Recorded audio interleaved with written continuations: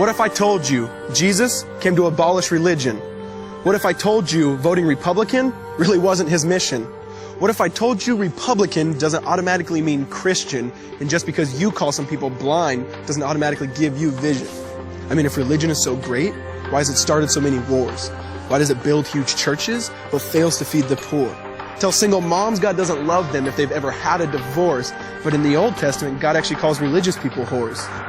Religion might preach grace, but another thing they practice. Tend to ridicule God's people. They did it to John the Baptist. They can't fix their problems, and so they just mask it, not realizing religion's like spraying perfume on a casket. See, the problem with religion is it never gets to the core. It's just behavior modification, like a long list of chores. Like, let's dress up the outside, make it look nice and neat. But it's funny, that's what they used to do to mummies while the corpse rots underneath. Now, I ain't judging, I'm just saying, quit putting on a fake look. Because there's a problem if people only know that you're a Christian by your Facebook. I mean, in every other aspect of life, you know that logic's unworthy. It's like saying you play for the Lakers just because you bought a jersey. See, this was me too, but no one seemed to be on to me. Acting like a church kid while addicted to pornography. See, on Sunday I'd go to church, but Saturday getting faded, acting if I was simply created to just have sex and get wasted.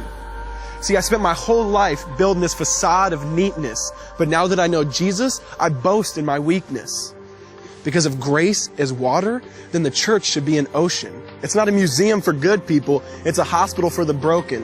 Which means I don't have to hide my failure, I don't have to hide my sin. Because it doesn't depend on me, it depends on Him. See, because when I was God's enemy, and certainly not a fan, He looked down and said, I want that man. Which is why Jesus hated religion, and for it He called them fools. Don't you see so much better than just following some rules?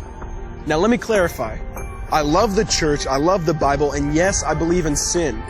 But if Jesus came to your church, would they actually let Him in? See, remember He was called a glutton and a drunkard by religious men. But the Son of God never supports self-righteousness, not now, not then. Now back to the point, one thing is vital to mention. How Jesus and religion are on opposite spectrums. See, one's the work of God, but one's a man-made invention. See, one is the cure, but the other's the infection. See, because religion says do. Jesus says done. Religion says slave. Jesus says son. Religion puts you in bondage, while Jesus sets you free. Religion makes you blind, but Jesus makes you see.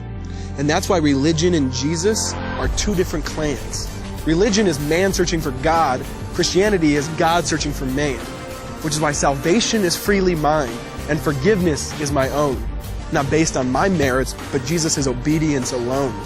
Because He took the crown of thorns and the blood dripped down His face. He took what we all deserved. I guess that's why you call it grace. And while being murdered, He yelled, Father, forgive them. They know not what they do. Because when He was dangling on that cross, He was thinking of you.